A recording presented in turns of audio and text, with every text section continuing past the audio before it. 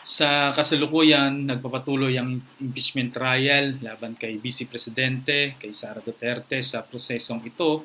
Hindi maaaring basta na lamang alisin sa kanyang tungkulin ng isang opisyal. Kailangang iharap muna siya sa prosecution.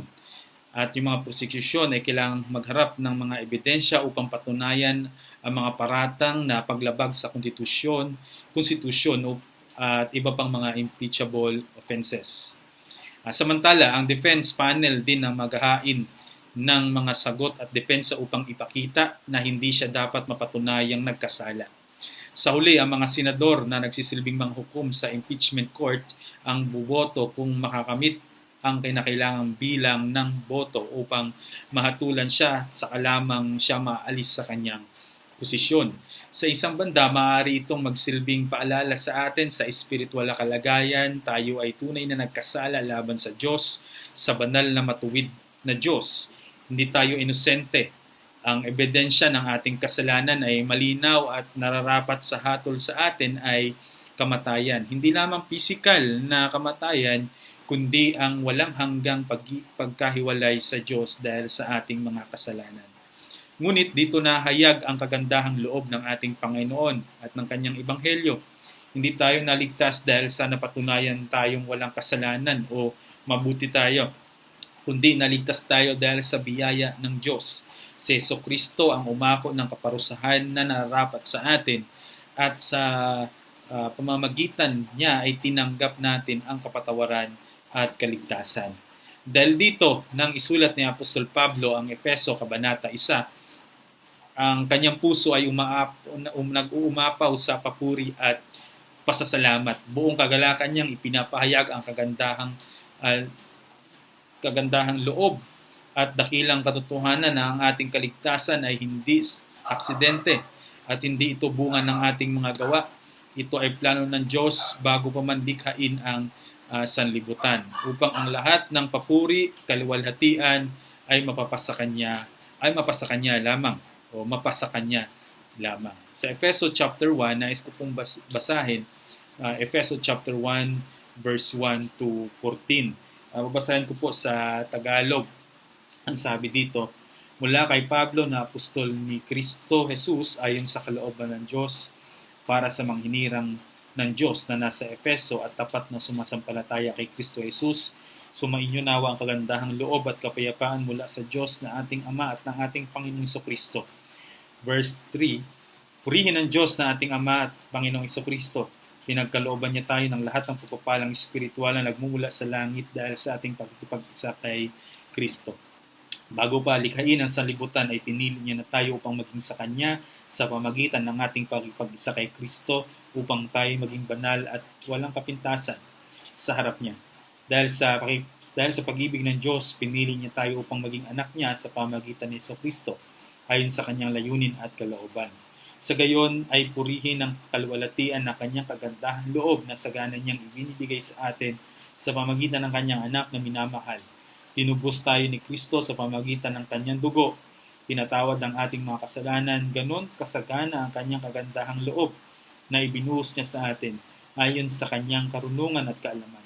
Ipinaunawa sa atin ng Diyos ang hiwaga ng Kanyang kalooban sa Kanyang layunin na isang katuparan sa pamamagitan ni Kristo. Sa pagdating ng takdang panahon, layunin niyang tipunin ang lahat na nilikha sa langit at sa lupa at ipasailalim ang mga ito kay Kristo. Kami ay pinili ng Diyos mula pa sa simula at maging sa Kanya sa pamagitan ni Kristo ayon sa Kanyang plano. Ang Diyos ang gumawa ng lahat ng bagay ayon sa layunin ng Kanyang kalooban. Kaming mga unang umasa sa Kanya ay pinili niya at hinirang upang parangalan ng Kanyang kaluwalhatian.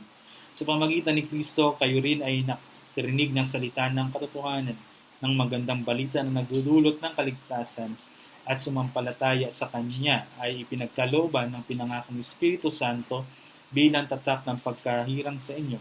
Ang Espiritu ang katibayan na makakamit natin ng lubos ang lahat ng pangako ng Diyos sa atin. Sa gayon, purihin ang Kanyang kaluwalhatian. Bago po tayo magpatuloy sa ating pong pag-aaral ngayong pong araw na ito, tayo po muna ay sandaling manalangin. O dakilang Diyos na makapangyarihan sa lahat. Nagpapasalamat kami sa pagkakataong ito, Panginoon. na kami ay makakapag-rinig ng inyong dakilang mensahe ng Ebanghelyo na ang aming pong kaligtasan ay hindi po buhat sa aming mga gawa, hindi po sa galing sa sinumang mga tao, kundi ang aming kaligtasan ay plano mismo ng Diyos. Dakilang mahabagin na naway patuloy mo kaming pagpalain sa mga salitang ito na makita namin ang aming sarili bilang mga makasalanan. Sa gayon, may ibaba namin ang aming sarili na walang dapat pagkatiwalaan sa amin dahil kami ay makasalanan. Kung meron man kaming dapat pagkatiwalaan ng aming buhay at ng aming kaligtasan, ay yun po ay ang aming Diyos na nagplano ng aming kaligtasan. At di lamang nagplano kundi nagsagawa nito sa pamagitan ng aming Panginoong Jesucristo na namatay sa krus ng Kalbaryo upang mapatawad kami sa aming mga kasalanan. Muli, pagpalain niyo po ang puso ng bawat isang makikinig. Buksan nawa ito at ito'y maging kasangkapan mo upang kami ay lumago sa pagkilala namin sa inyo at maging kasangkapan din ito upang kami magpakumbaba sa inyong harapan at lalong magtiwala sa kaligtasan na ipinagkaloob niyo po sa bawat sa amin. Purihin ka, Panginoon, sa mga oras na ito. Ito ang aming panalangin sa pangalan ni Jesus. Amen. Nais ko pong i-quote mula sa libro ng The Trinity, An Introduction, is Scott R. Swain. Ang kanyang introduction, sabi dito, praising the Triune God, Christian praise one God in three persons. The Blessed Trinity, we do so by proclaiming God's triune name in baptism sa Matthew chapter 8 verse 19, by invoking His name in benediction sa 2 Corinthians chapter 13 verse 14, by binding ourselves to His name when confessing our faith sa 1 Corinthians chapter 8, and by hymning His name our songs, joining the chorus of heavenly beings with all the saints in heaven and earth sa Revelation chapter 4 and chapter 5.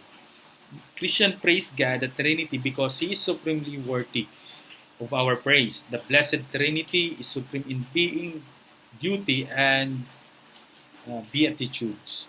And a great King above all gods, sabi sa Psalms 95 verse 3. Sa introduction ni Scott R. Wine sa kanyang libro na Introduction to the Trinity, ay pinaalala niya na ang mga puso ng mananampalatayang Kristiyano ay ang pagpupuri sa Diyos na Trinidad, ang Ama, ang Anak, at ang Banal na Espiritu. Hindi lamang natin kinikilala ang katotohanan ito bilang isang doktrina, kundi ito rin ay humuhubog sa atin sa pagsamba, sa bautismo, sa pagpapahayag ng pananampalataya, at sa mga awit sa simbahan. Patuloy nating ipinapahayag ang pangalan ng Diyos na Trinidad. Ngunit ang tanong ay, bakit natin siya pinupuri? Ayon kay Swain, hindi dahil lamang sa mga biyayang ating natatanggap, kundi dahil kung sino ang Diyos. Siya ay sukdulang dakila sa kanyang pagkatao. Walang kapantay sa kanyang kagandahan at ganap na sapat sa kanyang sarili. Dahil dito, ang Diyos ang tanging tunay na karapat-dapat sa lahat ng papuri, pagsamba at kaluwalhatian. Ang Efeso chapter 1 verse 1 hanggang 14 ay isa sa pinakamalalim na bahagi ng Biblia sa kaligtasan. Dito natin makikita ang kaligtasan mula sa simula hanggang sa wakas ay gawa ng Diyos. Sa simula hanggang sa wakas ay gawa ng Diyos at hindi ito gawa ng tao. Ulit-ulit na binabanggit ni Pablo ang katagang ikapupuri ng sa kanyang kaluwalhatian. Pinapakita nito na ang sentro ng kaligtasan ay hindi tao, kundi ang kaluwalhatian ng Diyos. Ang layunin ni Apostol Pablo sa kanyang mga sulat ay patatagin ang mga mananampalataya sa kanilang pananampalataya sa pamagitan ng pagkilala kay Kristo bilang Panginoon at matibay na pagkaunawa sa ginawa ni Kristo sa krus, na ang kaligtasan ay sa biyaya lamang ng Diyos dahil yung Efeso ay napapiligiran ng paganong pagsamba. Kaya ang layunin ni Apostol Pablo ay para patatagin sila sa pagkilala nila sa Panginoong Jesucristo at pagkaunawa sa ginawa sa krus ni Jesucristo para sa kaligtasan. So tinalakay dito ni Apostol Pablo ang pagkakaisa ng iglesia bilang katawan ni Kristo. Ang realidad ng kalagayan ng tao ay malayo sa Diyos dahil sa kasalanan. Pinapakita din ni Apostol Pablo sa Kabanata 4 na kailangan nilang itakwil ang kasalanan at mga kasalanang ito ay nagagawa sa pang-araw-araw na buhay, sa pangrelasyong pamilya, sa relasyong sa trabaho o di kaya sa iglesia, na kung hindi magbabago sa kanilang mga dating buhay, ay nanganganib yung patutuo ng iglesia sa gitna ng mga paganong pagsamba sa lungsod ng Efeso. So walang pagkakaiba yung Kristiyano sa hindi mananampalataya. Walang patutuo yung church bilang representative ng kaharian ng langit dito sa lupa kung hindi nila itatakwil yung kanilang dating buhay. Ang aklat ng Efeso ay sinulat ni Pablo sa Roma noong panahon siya ay nakakulong. Ngunit makikita natin na kahit siya ay nakukulong, sa kanyang mga sulat ay napuno naman ito ng kagalakan dahil sa karangalan na malapit ng mahayag kay Kristo, at malinaw yan sa Kabanata 1 na nabasa natin kanina. Kaya sa Kabanata 2, dito natin makikita ang mahalagang doktrina ng Ebanghelyo na ang kaligtasan ay regalo ng Diyos, sa biyaya lamang ng Diyos at hindi sa gawa ng tao, upang lahat ay hindi makapagmalaki sa harapan ng Panginoon. Kaya ang ating nating pamagat na titingnan natin sa mga talatang ito na ating mapagbulay-bulayan, ang dakilang gawa ng Trinidad sa kaligtasan. Ulitin ko po, ang dakilang gawa ng Trinidad sa kaligtasan. Binigyan kong diin dito ang pamagat na ito sa pamagitan ng dakila dahil naniwala ako na mula sa simula ang Diyos at ang Trinidad, ang Diyos o ang Trinidad sa kanyang pagiging soberano ay nagplano ng pagliligtas kasama dito ang buong Trinidad. Kaya meron tayong 3 point na titingnan sa dakilang gawa ng Diyos sa kaligtasan. Makikita natin dito yung buong whole Trinity ay siyang nagplano ng kaligtasan natin, kaya meron tayong katiyakan at matibay na security sa ating kaligtasan. At meron tayong 3 katotohanan dito. Una, ang Ama ang siyang pumili sa atin. Pangalawa, ang Anak ang tumubos sa atin. At pangatlo, ang Espiritu Santo ang nagbigay ng katiyakan. At unang titingnan natin ditong punto ay ang Diyos ang siyang pumili sa atin. Makikita natin yan sa Efeso chapter 1, verse 1 hanggang 6. Sabi doon, ulitin kong pong babasahin, mula kay Pablo na Apostoles sa Kristo Jesus ayon sa kanyang kalooban ng Diyos para sa mga hinirang ng Diyos na nasa Efeso at tapat na sumasampalataya kay Kristo Jesus. Sumainyo nawa ang kagandahang loob at kapayapaang mula sa Diyos na ating Ama at Panginoong Hesukristo. Purihin ang Diyos at ang Ama ng ating Panginoong Hesukristo. Pinagkalooban niya tayo ng lahat ng pagpapalang espiritual na nagmula sa langit dahil sa ating pakikipag-isa kay Kristo bago palikhain ang sanlibutan. Ay pinili niya na tayo upang maging Kanya sa pamagitan ng ating pakikipag-isa kay Kristo at upang tayo maging banal at walang kapintasan sa harap niya. Dahil sa pag-ibig ng Diyos, pinili niya tayo upang maging anak niya sa pamagitan ni Kristo ayon sa kanyang layunin at kalooban. Sa gayon, purihin ang kalwalatian ng kanyang kagandahan loob na sagana niyang ibinigay sa atin sa pamagitan ng kanyang minamahal na anak.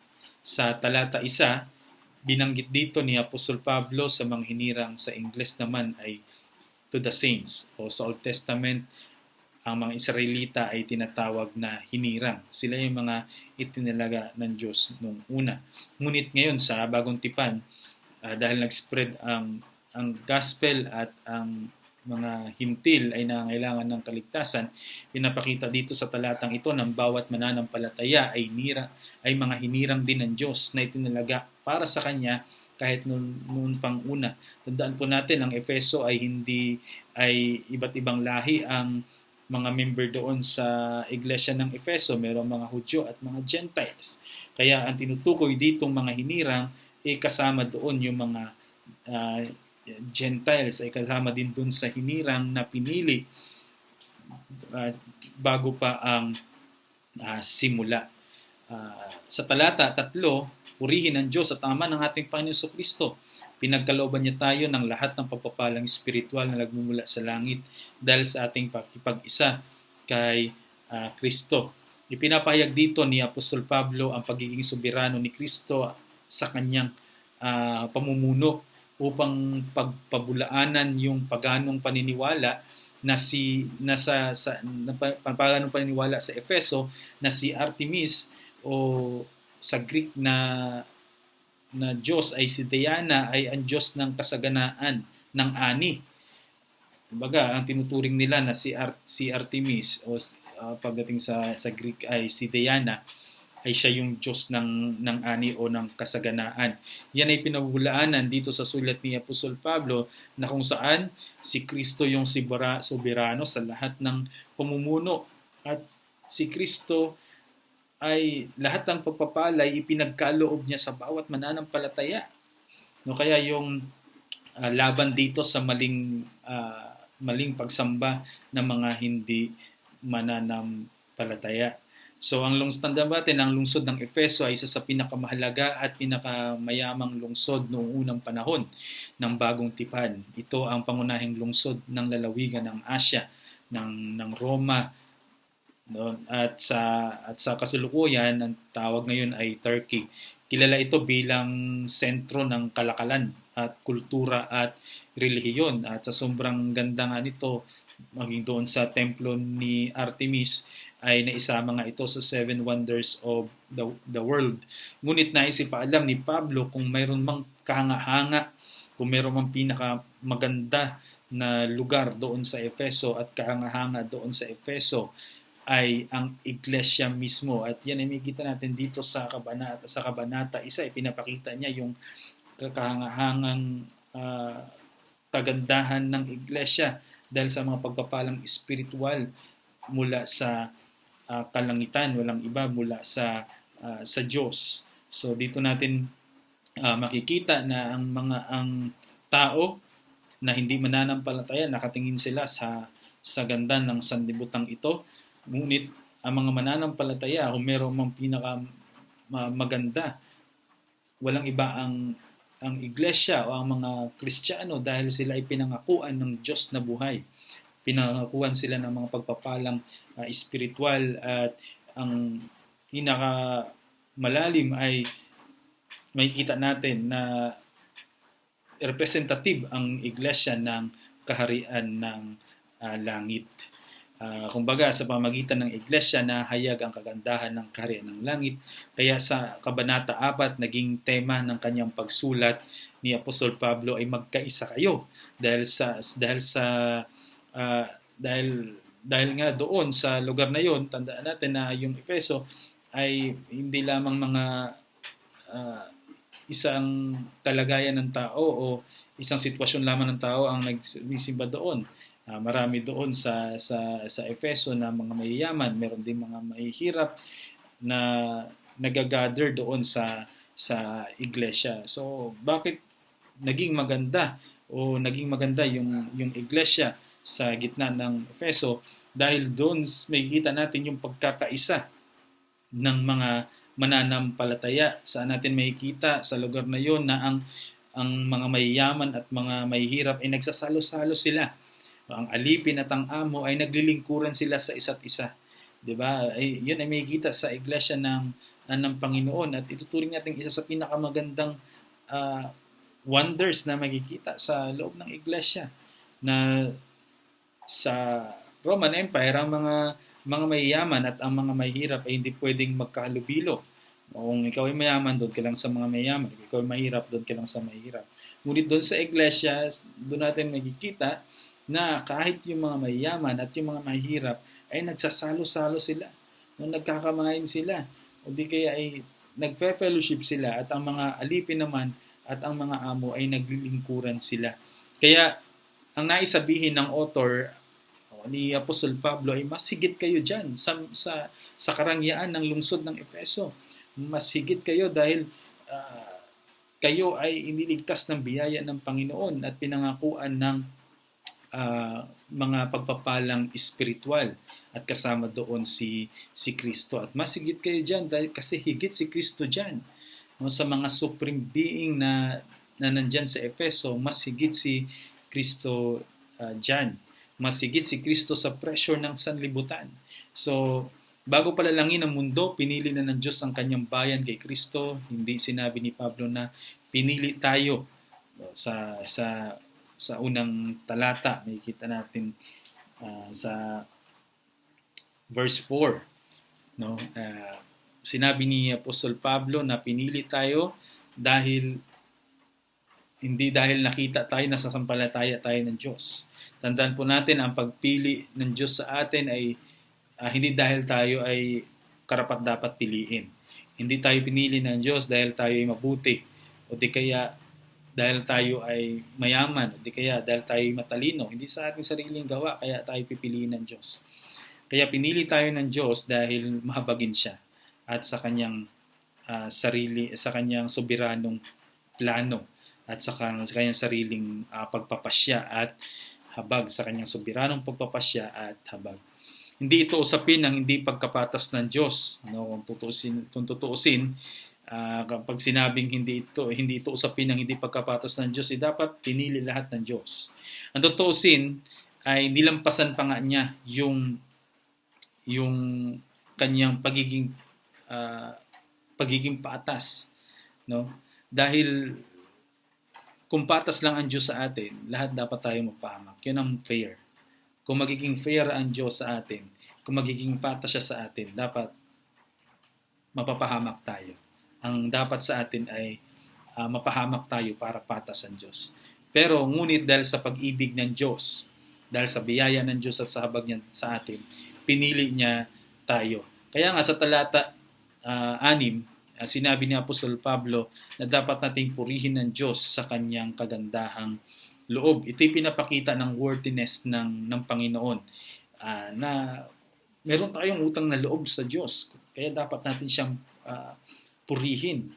Hindi ito optional, kundi ito ay command na dapat nating purihin ng Diyos. Saan? Ano yung base?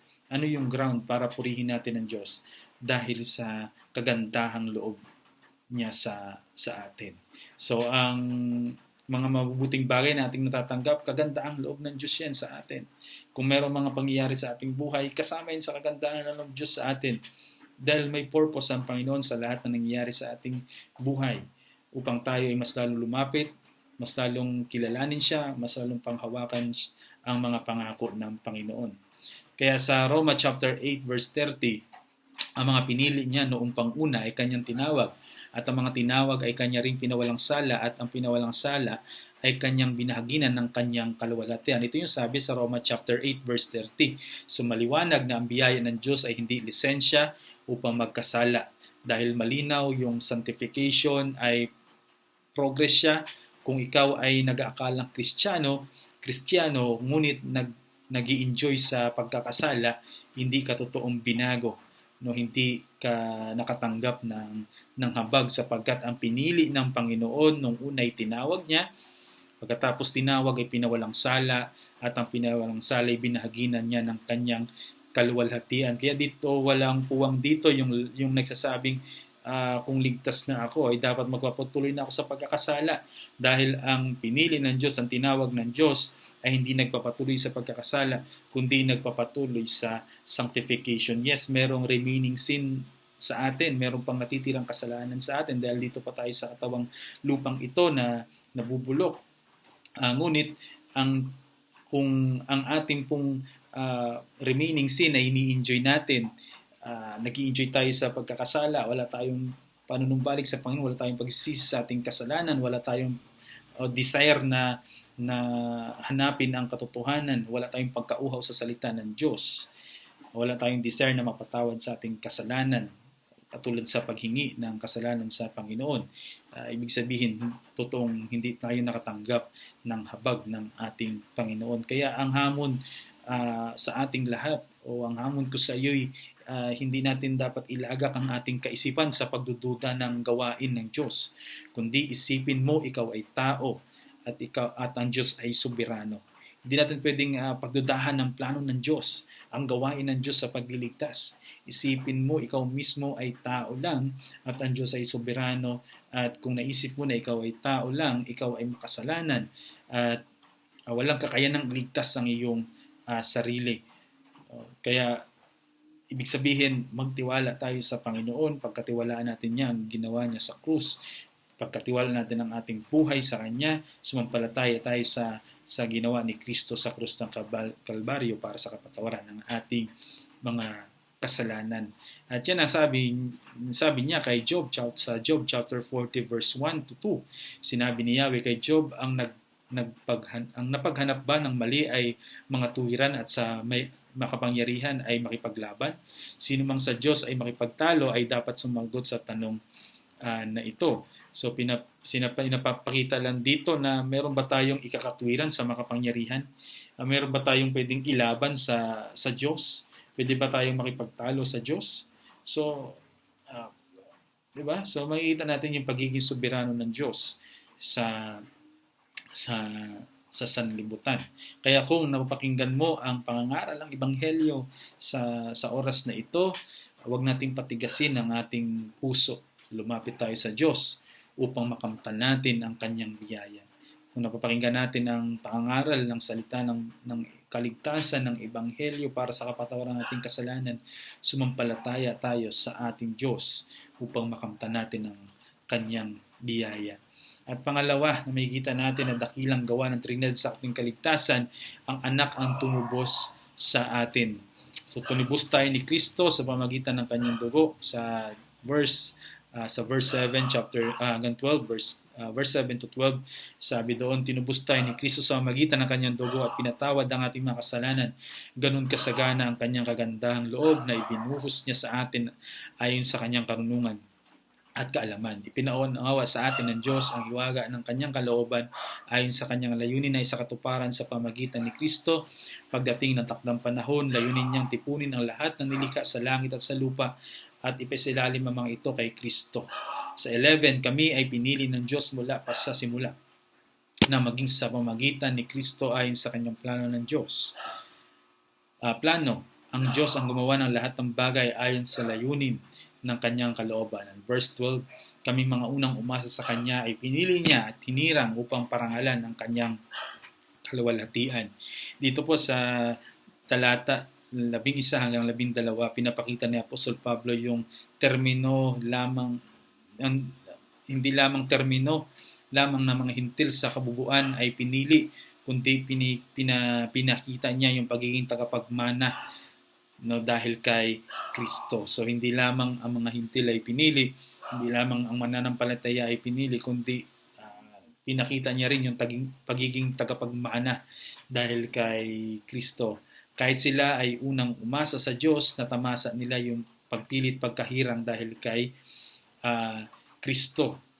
Sinasabi doon ni Apostol Pablo sa aklat sa talata 11 at 12 na kami rin yung mga unang umasa sa Diyos ay pinili kami. Pero yung pagpili doon ay dahil pa rin kay Kristo. Hindi dahil sila ay mga Hudyo, hindi dahil sila ay ginampanan nila yung seremonya ng Diyos, kundi naging mananampalataya si Apostol Pablo dahil pa rin kay Kristo, sa gawa pa rin ng Diyos. Kaya makikita natin dito na sinasabi ni Apostol Pablo na kami ay unang umasa at dahil kay Kristo, kami ay pinili ng Diyos dahil kay Kristo, at gayon kayo din naman kayong mga hintil. Ibig sabihin, kayong mga hindi saklaw ng kautusan, na hindi Israelita, ay katulad din naming tagapagmana. Sa Old Testament, ang mga Hudyo ay tagapagmana ng lupang pangako. Ngunit ang kay Kristo ay tagapagmana ng lupang pangako na nasa piling ni Kristo. Ibig sabihin, sa buhay na walang hanggan, kung saan si Kristo ngayon, sa kaharian ng langit.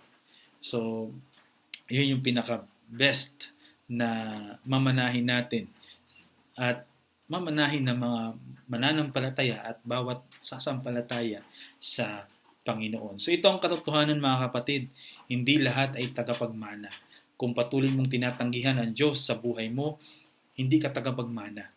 Kung tinatanggihan mo ang kaligtasan ng Diyos na kay Kristo lamang matatagpuan at hindi sa sarili mo mga gawa, hindi ka tagapagmana. Sa 1 Corinthians chapter 6 verse 9 to 10, ito yung mga tao na hindi mamanahin ang kaharian ng langit. Ano ba yung kanilang mga ginagawa?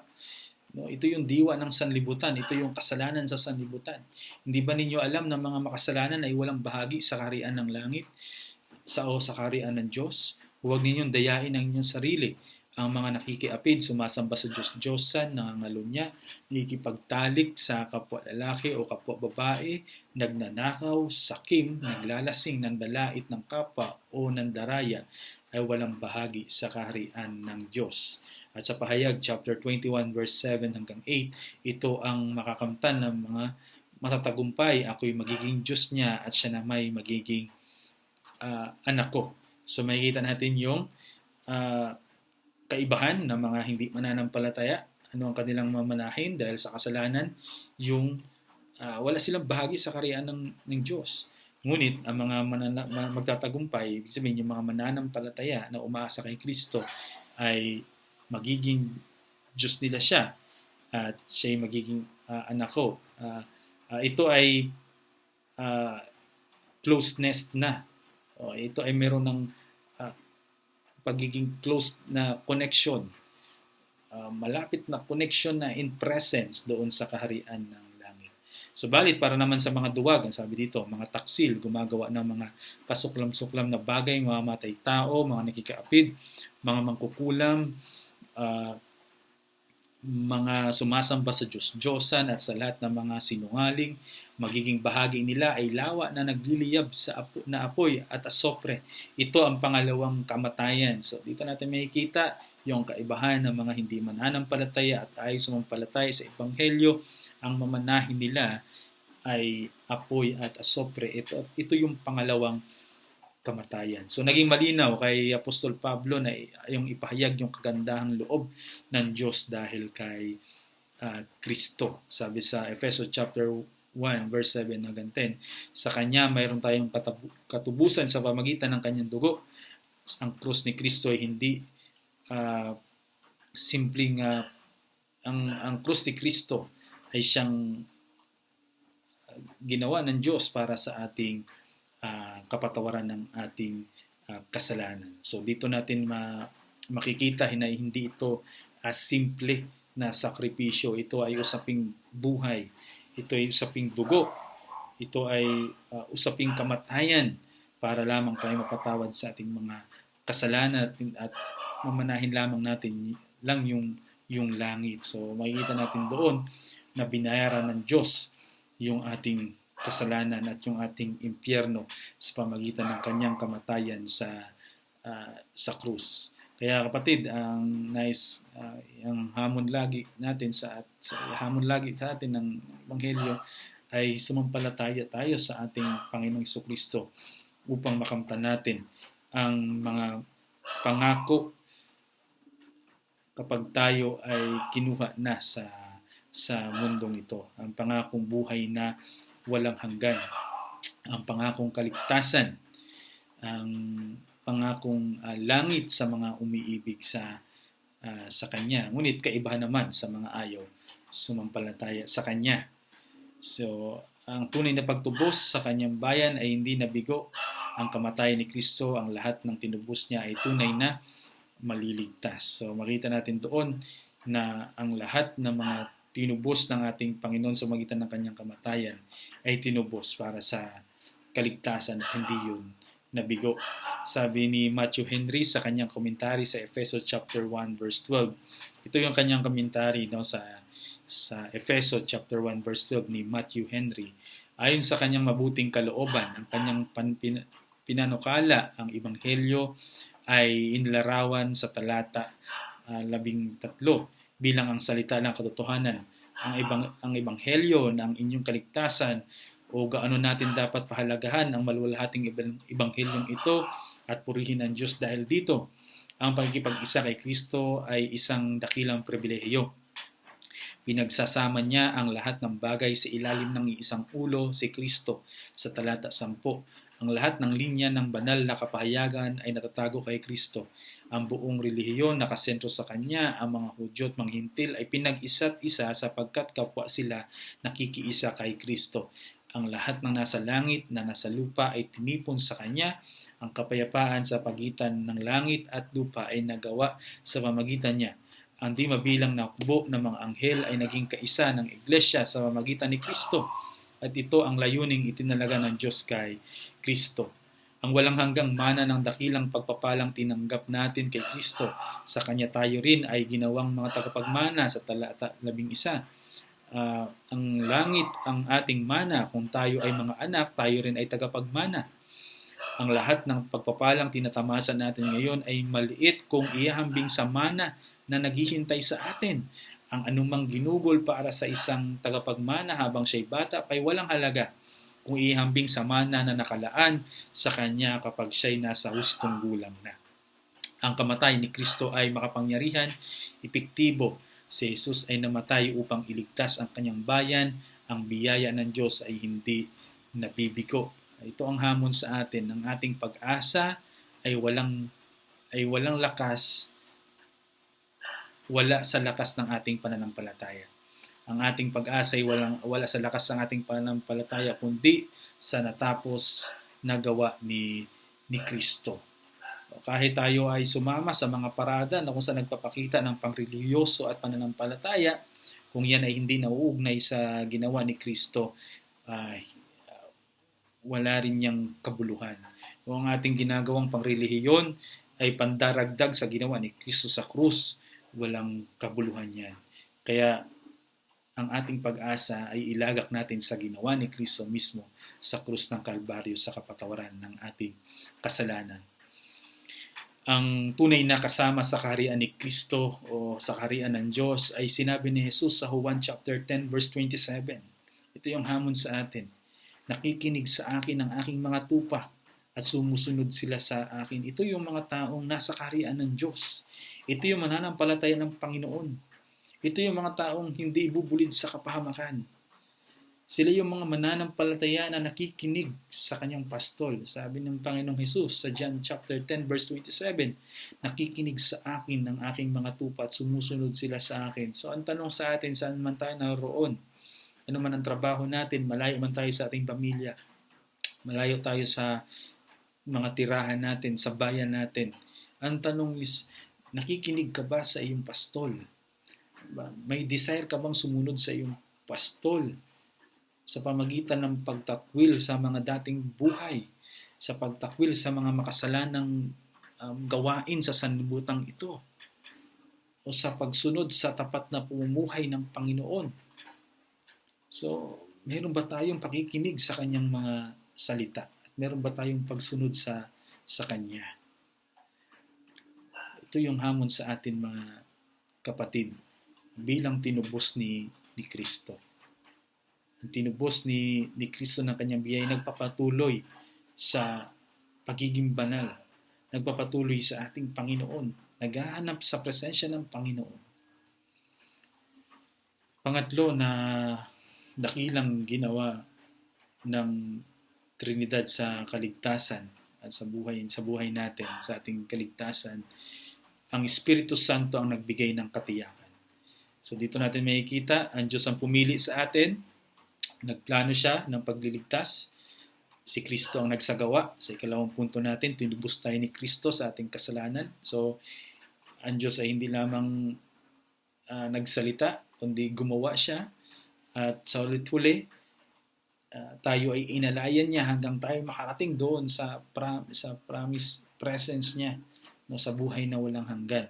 At tiniyak niya yung ating kaligtasan dito sa sanlibutan. Tandaan natin sa likas na kasalanan natin, bilang makasalanan tao, lahat tayo walang maliligtas sa atin dahil tayo ay puno ng kasalanan. Laging lumalayo sa kalooban ng Diyos, pero dahil iniwanan tayo ng Banal Espiritu, sinugo ni Kristo ang isa pang patnubay, ang Espiritu, at hindi lamang para i-enlighten ang ating isip sa Ebanghelyo, kundi para tiyakin yung ating kaligtasan sa napakasama at nakakasirang mundong ito. Gusto ko pong i-quote uli yung sinulat ni Scott Swain sa Trinity and Introduction sa page 113. Sabi dito, yung mission ng Trinity. In the context of Trinitarian theology refers to sending specifically the Father sending of the Son to redeem, and the Father and Son sending of the Spirit to sanctify. Sa Galatia chapter 4, verse 4 to 7. So, sinugo ng Diyos si Kristo para tubusin tayo sa kasalanan, pero hindi yun sa pilitan, kundi nagkusa ang Panginoon, binaba niya ang kanyang pagiging Diyos at namuhay na alipin, at nung ang Panginoon ay nabuhay namang muli, siya ay umakyat sa langit at sinugo niya yung Banal na Espiritu para tayo ay i-sanctify, i-comfort at gabayan sa lahat ng tinuro niya dito sa sanlibutan. So, isa sa mga gampanin ng Banal na Espiritu ay magbuhay ng taong patay. Hindi literal na yung mga patay na, yung mga mahal natin sa buhay na namatay ay biglang mabuhay, kundi ang sinasabi dito ay patay dahil sa kasalanan. No? Patay sa spiritual. Ibig sabihin, bubuhayin niya dahil tayo ay namatay sa mga kasalanan. Wala tayong nakitang liwanag ng Diyos. Hindi natin kayang abutin ng Diyos, hindi natin kayang sumampalataya kung hindi magpahayag ang Diyos sa atin. No? At upang magbigay ng unawa, upang makita ang liwanag ng Ebanghelyo. Makikita natin yan sa Aklat ng Juan, chapter 3, verse 6 to 7. Hindi ko na pababasahin. Sa 2 Corinthians chapter 3, verse 6 and 2 Corinthians chapter 3, verse 14 to 16. Sabi ito sa Efeso chapter 1, verse 12 to 14, ang tunay na babasahin ko dito sa aking pong Biblia. Sabi dito sa Aklat ng Efeso chapter 1, verse 12 to 13, kaming mga unang umasa sa Kanya, pinili niya at hinirang upang parangalan ng Kanyang kaluwalhatian. Sa pamagitan ni Kristo, kayo rin ay nakarinig ng salita ng katotohanan na magandang balita na nagdulot ng kaligtasan, at sumampalataya sa Kanya ay pinagkalooban ng pinangakong Espiritu bilang tatak ng pagkahirang sa inyo. Ang Espiritu ang katibayan na makakamit natin ng lubos ang lahat ng pangako ng Diyos sa atin, sa gayon pupurihin ng Kanyang kaluwalhatian. So, ang mga tunay na mananampalataya ay tinatakan ng Espiritu Santo. No, nung sinaunang panahon, ang mga alipin ay tinatatakan ng hari, yung mga gamit, yung mga pagmamayari ng hari ay tinatatakan ng singsing ng hari. So, makikita natin dito yung mananampalataya ay tinatakan din ng banal na Espiritu upang makita na ito ay pagmamayari ng Diyos. So, nakita natin yung kagandahan ng plano ng Diyos sa kaligtasan, yung kanilang gawa sa kaligtasan. So, hindi tayo iniwan dito na parang mga inabandona, kundi may nagmamayari sa atin, may tatak sa atin. Ano man ang mangyari sa ating buhay, ano mang problema ang dumaan, ano mang mga bagyong dumaan sa ating buhay, mga suliranin, tandaan mo, may tatakan ng banal na Espiritu na pagmamayari ka ng Diyos. At ito pakaisipin mo, kung ikaw isang Kristiyano at minsan ay humaharap sa temptation o sa tukso ng kasalanan, isipin mo, pagmamayari ka ng Diyos, hindi ka pagmamayari ng kaaway. Kaya ang nagpapatuloy sa pagkakasala ay, sabi nga ni Juan, na nagpapatuloy sa pagkakasala ay kampo ng Diablo. So dito natin makikita yung katotohanan na ang bawat mananampalataya ay pagmamayari ng Diyos. Bakit? Dahil tinatakan sila ng banal na Espiritu na nagbibigay buhay. So ganun din ang mananampalataya, tayo ay pag-aari ng Diyos. Muna nating maunawaan na ang banal na Espiritu ay nagbibigay buhay. At pagkaunawa sa liwanag ng Ebanghelyo. Ang Efeso, ang mga mananampalataya nun sa Efeso, bagamat sila nasasakop ng Roman Empire, nasa loob sila ng Roman Empire, nasa loob sila ng lungsod ng Efeso, pero mayroong higit na kapangyarihang umiiral doon kaya sa Roman authorities. Kaysa sa Roman Empire, mayroong higit na umiiral na kapangyarihan doon. Walang iba ang iglesia. Ang Diyos, ang tinubos ng Panginoon.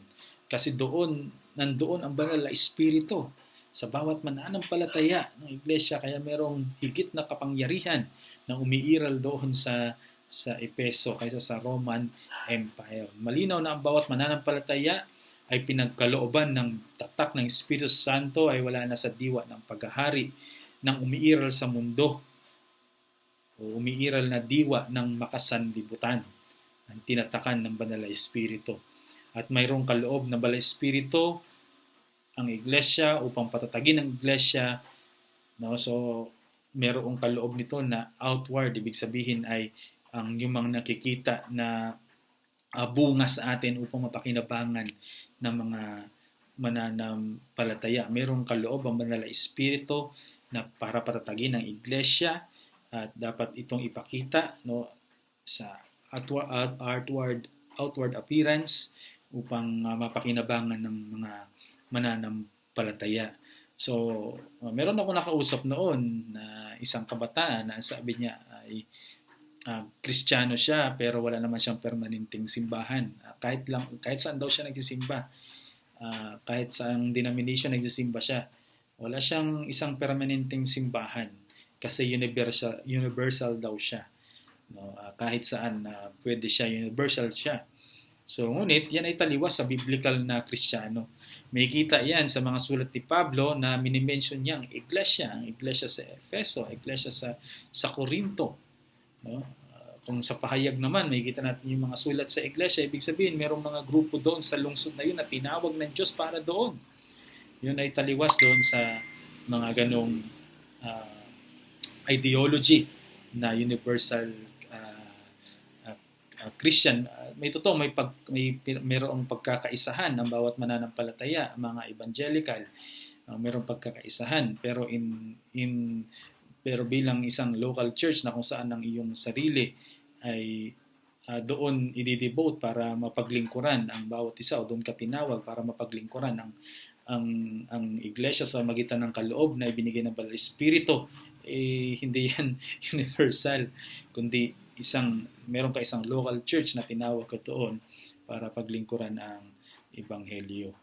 Kaya isa sa mga katunayan na may kaloob ka ay upang patatagin at pakinabangan ng isang lokal na iglesia. Marahil ikaw ay malayo sa iyong iglesia ngayon, malayo ka sa simbahan ngayon, malayo ka doon sa mga kapatid mo, mga Kristiyano, saan ka ngayon nagtatrabaho, nasa malayo kang lugar. Pero huwag mong isipin na wala ka ng gampanin sa iyong iglesia. Maaari kang magbigay ng suporta sa kanila para sa ikakaunlad ng ebanghelyo. Maaari kang magbigay ng suporta mo para sa ikakalawak ng mabuting balita at sa ikakatatag ng iglesia. So, ang church ay representative ng Kingdom of Heaven. Dito natin natatamasa yung partially ang himig ng langit. Kaya kung ang isang iglesia ay walang tapat na pangangaral, ito rin yung danger. Ang reality ay partial siya ng langit ang church. Dito natin malalanghap yung himig ng langit sa church. Kaya kung ang isang iglesia ay walang tapat na pangangaral sa salita ng Diyos, hindi magiging masagana ang kaloob ng banal na espiritu. Kung ang pangangaral lamang ng isang pastor o kaya ng isang church leader ay pangangaral na walang katapatan sa scripture, hindi si Kristo ang sentro, ang realidad niya na hindi magiging masagana ang kaloob ng espiritu. Doon, tandaan po natin, ang espiritu ng katotohanan ay hindi maaaring sumama sa error. No, hindi siya pwedeng sumama sa error. Kaya ang susunod nating pag-aaral by God's will ay makikita natin doon sa susunod nating pag-aaral na in-emphasize ni Pablo yung dating buhay ng wala kay Kristo. Ang Espiritu ang nag-iingat sa mga banal. Ang tunay na ligtas ay papanatilihin ng Diyos hanggang wakas. Ito yung promise. No? Ang perseverance ay bunga ng kapangyarihan ng Diyos, hindi lakas ng tao. Kaya tayo nagpapatuloy, kaya maraming mga Kristyano nagpapatuloy, kahit maraming banta ng kamatayan sa iba't ibang bansa, sa Nigeria, sa Africa, maraming mga Kristyano doon pinapatay na mga extremist, pero bakit hindi nila tinatanggihan yung kanilang pananampalataya kahit sila ay naharap sa kamatayan? Because dahil sa perseverance na ibinigay ng Diyos sa kanila, dahil ang Banal Espiritu ang nagtiyak ng kaligtasan nila. Kaya kapag mahina tayo mga kapatid, ang Diyos ay nanatiling tapat sa ating seguridad na nasa sa Kanya. Patuloy lang tayo magtiwala, hanapin ang Kanyang kalooban. So sa Efeso chapter 1 hanggang 14, makikita natin ang gawa ng Trinidad sa kaligtasan.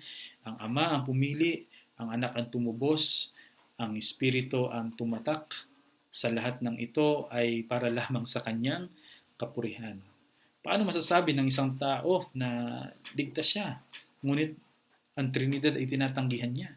Paano masasabi ng isang tao, yes, meron kaming kaligtasan sa aming simbahan, sa aming relihiyon, dito matatagpuan ang kaligtasan.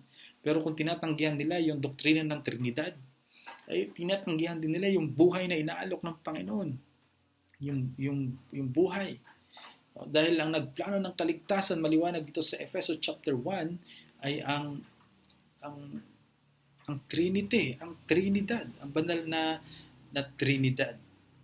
Kaya ang mga relihiyon na hindi kinikilala ang anak bilang Diyos, paano sila maligtas? Sino ang pagtubos mo? Hindi naman tayo maaaring tubusin ng tao dahil ang tao ay makasalanan. Hindi pwedeng gamitin ng Diyos ang tao para tubusin tayo sa kasalanan dahil ang tao ay makasalanan. Ngunit mayroong Diyos na nagkatawang tao, walang ibang ating Panginoong Jesucristo. Siya hindi nagkasala at karapat-dapat ang kanyang buhay na pagtubos dahil wala siyang kasalanan. Kaya tayong iligtas sa ating kasalanan. Ang Espiritu bilang Diyos ay hindi maaari mong tanggihan. Ang Espiritu ay sapagkat siya ang katiyakan ng kaligtasan mo.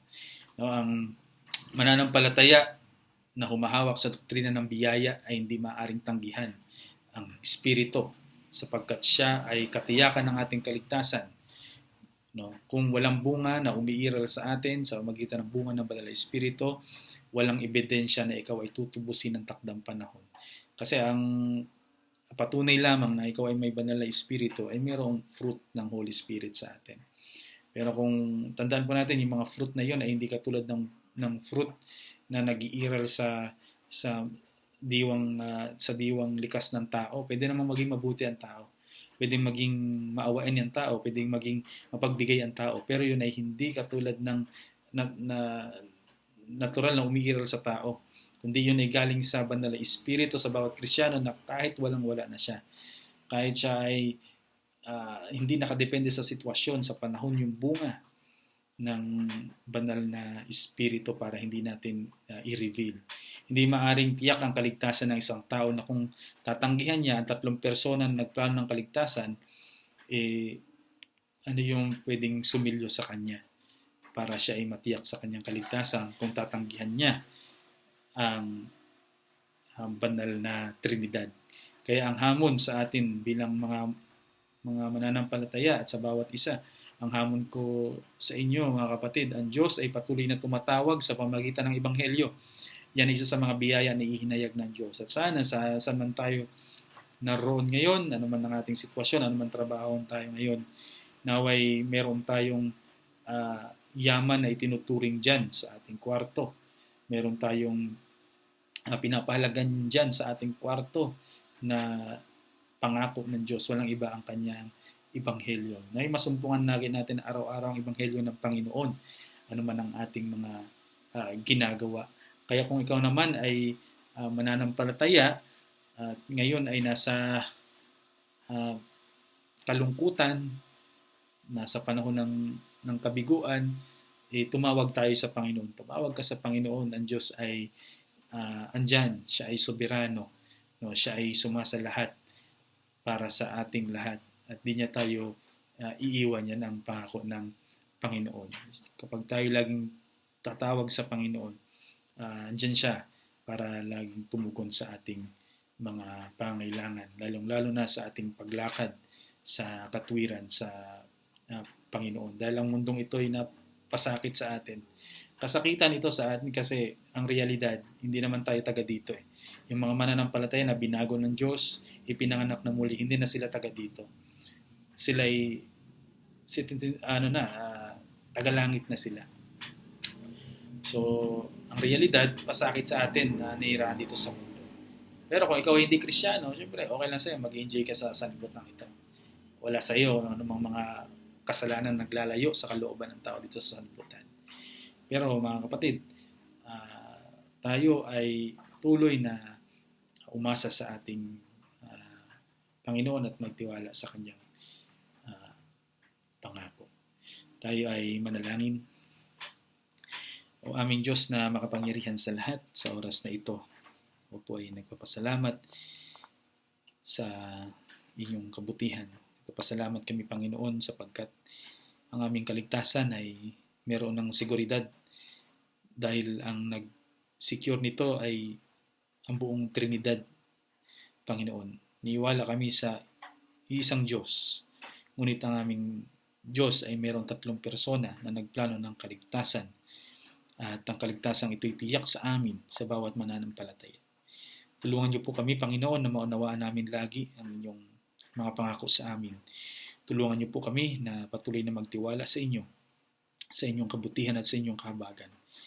Tulungan niyo po kami, O Diyos, na tumingin kami lagi sa biyaya ni Kristo upang kami hindi mawalay sa iyong presensya. Pagpalain niyo po, Panginoon, ang mga nakikinig ng pangangaral na ito at mga nakinig ng pangangaral na ito. Pagpalain niyo po sila at patuloy mo silang samahan at masumpungan nawa nila ang iyong biyaya lagi, saan man sila naroon at ano man ang kanilang trabaho. Ang iyong pag-iingat, Panginoon, ay kanila pong maranasan. Higit sa lahat ay patatagin mo sila ng iyong ebanghelyo at ipaunawa mo sa kanila, Panginoon, yung kahalagahan ng kaligtasan na meron sila. At sa mga hindi pa, Panginoon, sa kanilang sarili, hindi pa nila alam kung sila iligtas. Panginoon, imulat mo ang kanilang mga puso at kanilang mga kaisipan sa pamagitan ng Banal na Espiritu, Panginoon, buksan ang kanilang puso sa kaliwanagan ng Ebanghelyo upang sila ay sumampalataya din. Salamat po, Panginoon, sa oras na ito. Itong aming panalangin sa pangalan ni Jesus. Amen.